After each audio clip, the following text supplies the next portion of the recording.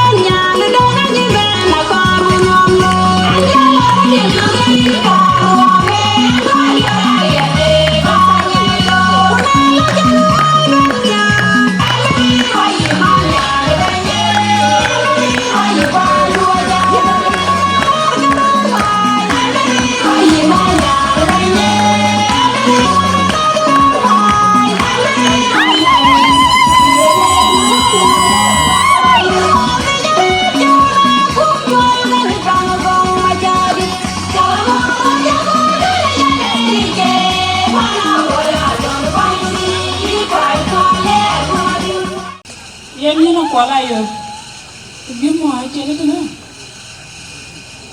Ekor ni aja. Ekor nyamol deng malu. Ekor anan deng malu. Ekor non deng malu. Ekor yom deng malu.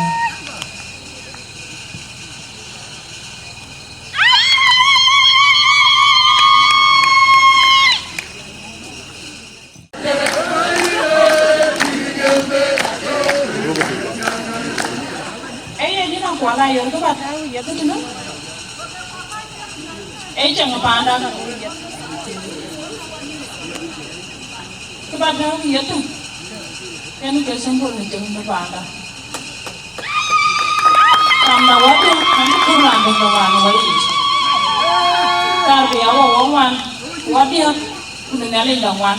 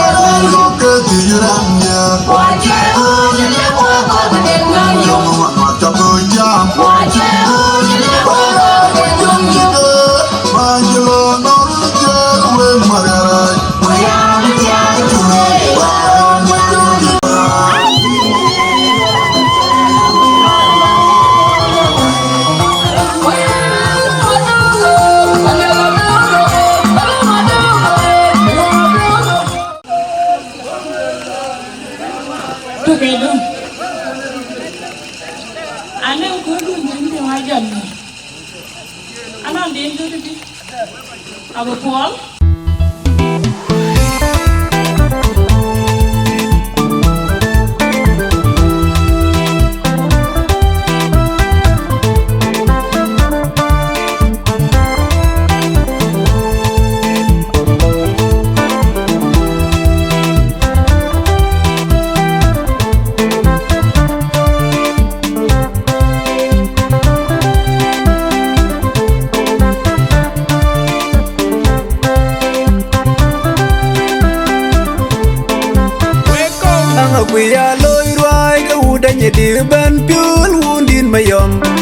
Pai water thing running yantin chola kola yor mo beauty ong kwal nyana wudjeting nyana koy yang bindi de ngajak atia gundi palepyol mayom di nyana benyin chulol anga kwira loy rwai ka udanye di ban pyol wundin mayom Pai water thing running yantin chola kola yor mo beauty ong kwal nyana wudjeting nyana koy yang bindi de ngajak atia gundi palepyol mayom di nyana benyin chulol